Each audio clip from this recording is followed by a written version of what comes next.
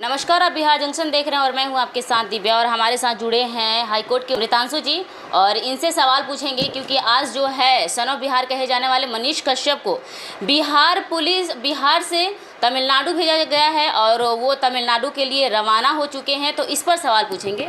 अमृतांशु जी, ऐसा जब पत्रकार सवाल पूछ रहे थे मनीष कश्यप से कि आपका कैसा ट्रीटमेंट हो रहा है, आपके साथ कैसा व्यवहार हो रहा है पुलिस के द्वारा, प्रशासन के द्वारा, तो उन्होंने साफ तौर पे कहा है कि बिहार पुलिस और तमिलनाडु पुलिस के द्वारा उनके साथ अच्छा व्यवहार किया जा रहा है, लेकिन जो उनकी शिकायत है वो बिहार सरकार से है। उनका सीधा कहना है कि बिहार सरकार जो है मजदूरों पर तंज कस रही है, मजदूरों के लिए वो कुछ नहीं करे। इस पर आपका क्या कहना है? मनीष कश्यप मज़दूरों से ज़्यादा जुड़े हैं तो उनको पता है कि मज़दूरों के साथ बिहार सरकार क्या कर रही है।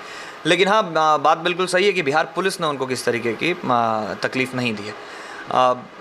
ईओयू और ईडी के जांच के घेरे में है मनीष कश्यप और ये बिहार पुलिस के अंडर में नहीं आता है, ठीक है। इनका ब्रांच अलग है और ये क्योंकि थाना वाला प्रक्रिया से नहीं गुजरना होता है।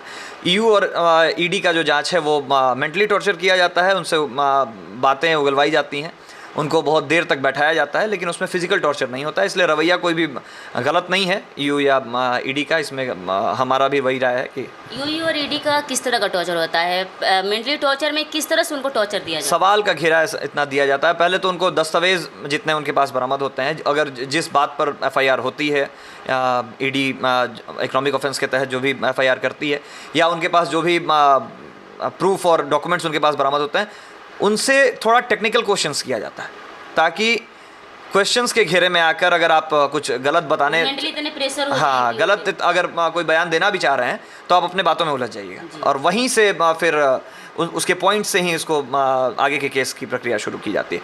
तो थोड़ा टेक्निकल होता है, थोड़ा पेचीदा होता है, थोड़ा मेंटली आपको घुमा दिया जाता है, लेकिन फिजिकल किसी तरीके का टॉर्चर नहीं होता। अच्छा, तो मनीष कश्यप के साथ भी आपको लगता है कि इस तरह के मेंटल टॉर्चर किए जा रहे होंगे ईडी और भाई, अगर वो घेरे में है, उनके ऊपर एफआईआर है, अगर वो जांच के संदेह में है तो बिल्कुल उनके साथ होगा, क्योंकि सभी लोगों के लिए प्रक्रिया सेम है। मनीष कश्यप के साथ पूरा बिहार है, फिर वो क्यों आज मीडिया के सामने आकर बोले कि उनके साथ जो है किसी भी तरह का दुर्व्यवहार नहीं किया जा रहा है, वो बिल्कुल सुरक्षित है और उनके साथ जो भी है बिहार पुलिस के द्वारा सहूलियत के साथ हो रहा है? भाई, सुरक्षित है तो सुरक्षित ही कहेंगे। बिहार है, देखिए, बिहार है, हम आपको पहले भी कहे कि सिर्फ मीडिया पर बिहार काम नहीं आएगा, ठीक है।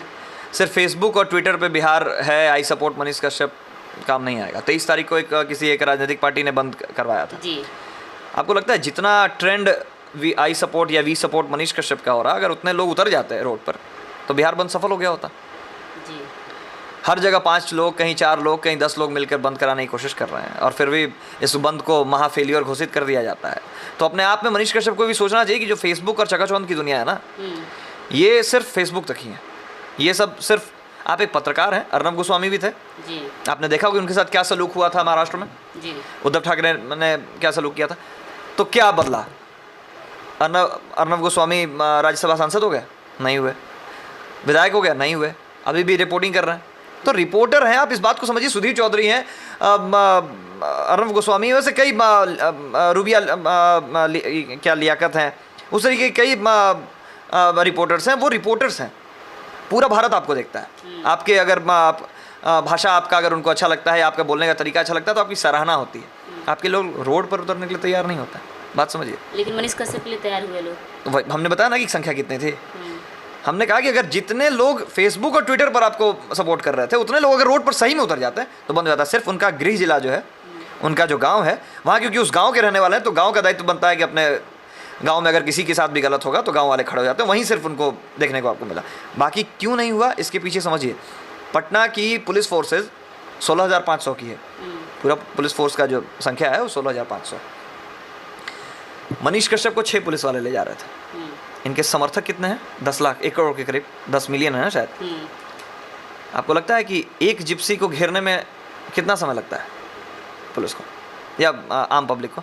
1000 लोगों की संख्या में भी अगर पुलिस की जिप्सी को घेर लिया जाए तो पुलिस वहाँ पर कंडीशन में नहीं होती है कि आपको छुड़वा सके। और समर्थक वो होता है ना जो आपको उसके गाड़ी में से उठा कर ले जाए। आप बात समझिए, डिजिटल प्लेटफॉर्म तक ही है। ग्राउंड पर आपका काम ग्राउंड के लोगों तक पहुँचना चाहिए। और ग्राउंड पर अगर आपको लोग समर्थन करने के लिए तैयार नहीं है तो हवा है, चलेगा। देखिए अब सब धीरे धीरे खत्म हो रहा है। अच्छा। और ये हो जाएगा। मनीष कश्यप के साथ थोड़ी सी गलती हुई कि उन्होंने सरकार को टारगेट कर दिया और सरकार ने इसे आड़े हाथ ले लिया। तो सरकार ने अपनी ताकत दिखा दी, आपको भी अपनी ताकत दिखाने के लिए रिक्वेस्ट करना पड़ेगा और मुहिम चालू करनी पड़ेगी।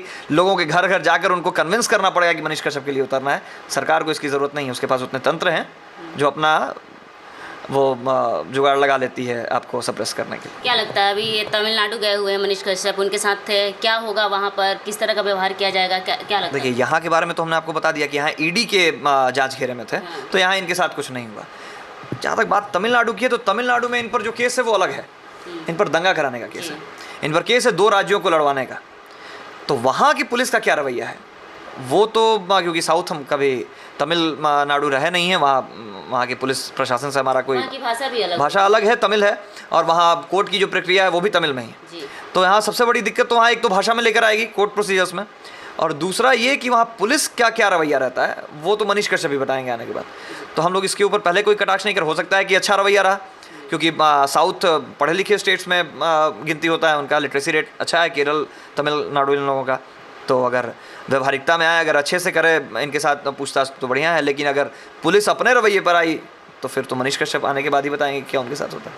चलिए आप अपने तजुर्बे से बता दीजिए ज़रा अमृतांशु जी कि क्या लगता है आपको कि मनीष कश्यप कितने समय तक छूट जाएंगे या फिर वो कितने समय तक वो अभी घेरे में रहेंगे इन सब मामलों के? देखिए, अरेस्टिंग होने के बाद अगर अरेस्ट नहीं हुए होते, क्योंकि मनीष कश्यप ने अरेस्टिंग अपनी दे दी कुर्की के नाम पर ही, मनीष कश्यप को पता नहीं 82, 83 का सीआरपीसी का मतलब पता था या नहीं था, या फिर उनके गांव वाली जो प्रॉपर्टी है उनके नाम पर है या उनके पिताजी के नाम पे उनको इसका आइडिया था कि नहीं था। क्योंकि 82, 83 का जो समन होता है, 83 आपसे रिलेटेड अगर हमारे ऊपर कोई केस है, ठीक है, कुर्की जिसको कहते हैं आप लोग, कुर्की जब्ती, तो सीआरपीसी 83 तब लागू होता है अगर मेरा प्रॉपर्टीज को ही सिर्फ सील करने का अधिकार सरकार को है। क्योंकि आदमी का कोई भी क्रिमिनल ऑफेंस जो है वो पर्सनल लायबिलिटी होता है, उसका परिवार, अगर आप क्रिमिनल हैं तो सिर्फ आप क्रिमिनल हैं, आपका परिवार इसका दोषी नहीं है जी। तो आपको ही सिर्फ सजा मिल सकती है आपके क्राइम्स की। तो आप, अगर मनीष कश्यप के नाम पर उनका घर था तभी वहाँ कुर्की जब्ती हो सकती थी, लेकिन मेरे ख्याल से उनके पिताजी अभी जीवित हैं, तो और बाप के संपत्ति में पुत्र को हक हो सकता है, नहीं भी हो सकता है, वो बाप चाहेगा तब। पैतृक संपत्ति में आपको अधिकार है। तो मनीष कश्यप लॉ के जानकार थे, नहीं थे, या किसने उनको सजेशन दिया कि जाकर आप सरेंडर कर दिए, ठीक है किया। अगर वो गलत नहीं थे तो उनको पहले बेल फाइल करना चाहिए था कोर्ट में, और उसके बाद वो एंटिसिपेटरी फाइल करते, क्योंकि कुर्की की नोटिस तो बाद में निकली है ना, और लेकिन बहुत ज़्यादा कम समय ही लगा इनको कुर्की का नोटिस निकालने में, इतना लगता नहीं है। हाईलाइटेड केस था और सरकार से डायरेक्ट इनकी अदावत चल रही थी, तो सरकार ने अपना पूरा जो भी इनका उसका ताकत था उसने झोंक दिया। लेकिन अगर ये एंटिसिपेटरी फाइल किए होते तो शायद कुर्की नहीं होती। तो अब क्योंकि ये हिरासत में है, तो अब आप पूछ रही हैं कि तजुर्बा से बताइए कितने दिन में छूटेंगे, तो ये तो अब डायरी बन रही है, डायरी बताएगी, और आईओ जो इनके केस के हैं, चार्जशीट तक इनको रखा जाएगा या चार्जशीट होने से पहले छोड़ दिया जाएगा, वो इनके ऊपर जो चार्जेस हैं और तमिलनाडु कोर्ट और वहाँ की पुलिस क्या इनके ऊपर डायरी बनाती है उस पर निर्भर करता है। अगर सिर्फ दंगा का है तो 6 मंथ्स अच्छा बेल लेने में, सुनवाई नहीं, 6 मंथ का इनको कारागार हो सकता है, उसके पहले बेल नहीं होगी। लेकिन अगर कुछ धाराएं कम कर दी गई हैं या फिर उतना सीरियस ऑफेंसेस नहीं लगाया गया है तो मैक्सिमम 1 महीना से 3 महीने के बीच में।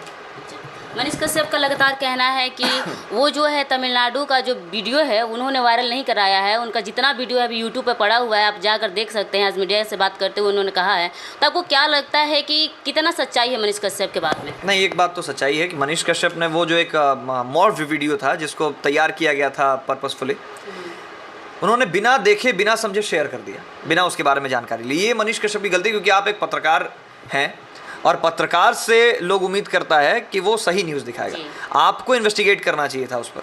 तो बिना इन्वेस्टिगेट किए आपने न्यूज़ चला दिया, और तो लोगों का आप पर अटूट विश्वास है अगर आपके न्यूज़ पर, और आप जैसा पत्रकार अगर ऐसे ही कोई भी वीडियो को बिना जांच पड़ताल किए शेयर कर देगा तो ऑटोमेटिक है कि दंगा भड़क जाएगा। वैसे में लोग तो आपको सच मान रहे हैं, तो यहाँ पर इनकी गलती थी। बाकी उस जो वीडियो बना है उसके जो अमित यादव नाम का जो व्यक्ति है वो खुद सामने आकर उसने कहा है कि ये वीडियो हमने बस मनोरंजन के लिए बनाया था। उसने लाइव में भी आकर कहा है, और उसने इसके माध्यम से वीडियो, ये एक ऑडियो के माध्यम से भी किसी रिपोर्टर को उसने ये बताया है कि नहीं, मनीष कश्यप का इसमें कोई हाथ नहीं था। हम लोगों ने इसको एक मनोरंजन के तौर पर वीडियो बनाया था डिस्क्लेमर के साथ। गलती सिर्फ इतनी हुई थी कि जिन्होंने भी इस वीडियो को चलाया और डिस्क्लेमर उन्होंने हटा दिया, डिस्क्लेमर नहीं डाला कि ये सिर्फ मनोरंजन मात्र के लिए है, जिसकी वजह से ये मामला भड़क गया जी। तो मनीष कश्यप की यहाँ पे गलती रही है कि आपने बिना सोचे समझे एक वीडियो शेयर किया जिससे तनाव बढ़ गया है।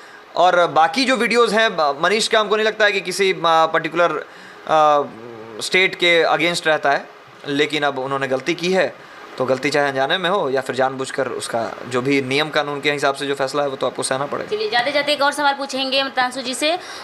बहुत लोग का कहना है कि मनीष कश्यप जो है वो पत्रकार के रूप में लोग जानते हैं उनको, लेकिन अब जो है जब से वो इस मामले में फंसे हुए हैं उनको लोग यूट्यूबर बोल रहे हैं। तो आपके तरीके से क्या लगता है कि मनीष कश्यप एक यूट्यूबर है या फिर एक पत्रकार है? देखिए, पत्रकार तो हम इसलिए नहीं कहेंगे क्योंकि पत्रकार मास कम्युनिकेशंस की डिग्री लेने के बाद ही बने तो बेहतर है। वैसे अब आप कल से आप भी हेलमेट पहनकर और हाथ में कलम लेकर चल दीजिए कि हम भी इंजीनियर हैं सिविल, बिना पढ़ाई किए उसका। तो वैसे अब इंजीनियर सिर्फ आप टीवी पर ही लग सकते हैं।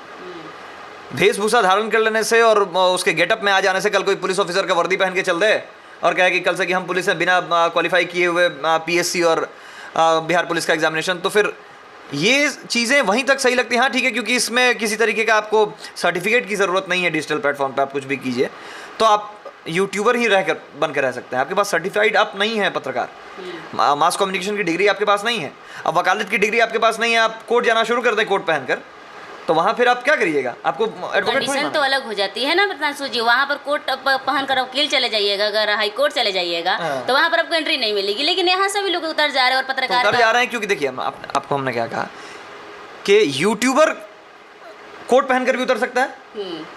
जी। वो अगर एक वकील का गेटअप में उसको एक एक्टिंग करनी है तो वो वकील का ड्रेस पहन के, कितना लोग पुलिस का ड्रेस पहन के यूट्यूबर काम करते हैं ना, प्रैंक करते हैं, क्षम्य है। लेकिन यूट्यूबर को ही, ठीक है, ब्लॉगिंग के लिए ही, प्रैंक तक ही, आप उसको पत्रकारिता में अगर जोड़िएगा ज़बरदस्ती तो वो नहीं होगा। इस बात को समझने की कोशिश कीजिए, पत्रकारिता और यूट्यूबर्स में फ़र्क है। आप मनोरंजन के लिए, हाँ ठीक है, क्योंकि आपका चलने लगा तो आपने उसको अपना माइक को ही एक पेशा बना लिया क्योंकि उससे अर्निंग आ रही है। आपकी अर्निंग नहीं आ रही होती तो आप ये ज़बरदस्ती का माइक लेकर नहीं घूमते, ठीक है, तब आपको मीडिया हाउस से ज्वाइन करना पड़ता है, ठीक है, क्योंकि ऑथेंटिक मीडिया हाउस से ही आपको पत्रकारिता का सर्टिफिकेट मिल सकता है। इस बात को समझिए कि यूट्यूबर ही हैं, हम उसको ज़बरदस्ती, क्योंकि हम इस एक ऐसे लाइन से हैं कि गलत बयान नहीं दे सकते हैं, तो उसको हम तो यूट्यूबर ही कहेंगे। बाकी जो उनके समर्थक हैं उनको पत्रकार कहें, उनको बीबीसी लंदन घोषित कर दें, लेकिन हम गलत बयानबाजी मीडिया पर तो नहीं करेंगे खासकर। ये बहुत बहुत शुक्रिया हमारे साथ जुड़ने के लिए। हमारे साथ अभी जुड़े हुए थे अमृतांशु जी और आप देख रहे थे बिहार जंक्शन में।